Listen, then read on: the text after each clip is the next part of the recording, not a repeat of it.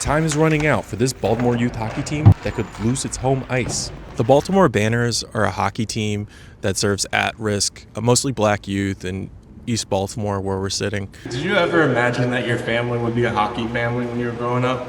No, like I never even thought about hockey before I started playing, not gonna lie. But now most people be like, you're the first girl hockey player I ever met. Typically, hockey is a really expensive sport to play, but the Baltimore Banners serve their players by making it of no cost to them. Kids get picked up, equipment is donated, coaches volunteer, a lot of ice time is donated. So it really becomes way more accessible. We always pick up the kids because they're not going to show up if we have a hockey practice. There's nobody there to tell them what day it is, much less what time it is. So we'll call them ahead of time, stop by, pick them up. It's changed the world for them.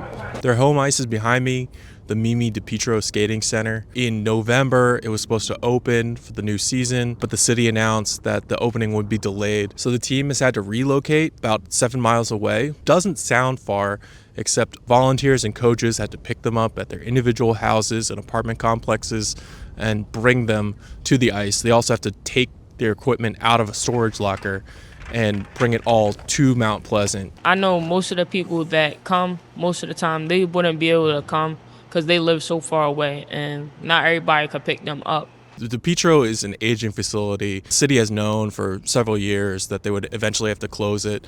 They announced this year that this would be the last season, and it's not the first time the city has announced it would be the last season. She's old, but she's charming. But the wheels are falling off, and I think every year the city is finding itself having to make investments to essentially put a little bit of duct tape on it and keep it up and running. The closing of this arena represents potentially an existential threat to the Banners hockey team. The city has made great strides in reductions in violent crime by giving kids stuff to do. And the Banners, it brings them on the ice, it gives them stuff to do on the weekends. It's not just hockey. The Tenderbridge Foundation has life skills classes for financial literacy, for finding a job, for applying to college, and really kind of helps guide these kids through their adolescent years into young adulthood. They stay away from the bad things around the streets by being around us more. If they weren't able to come to this program on the weekends, they'd probably be at home thinking what their next meal was going to be or what they're going to do with their friends outside on the streets more so.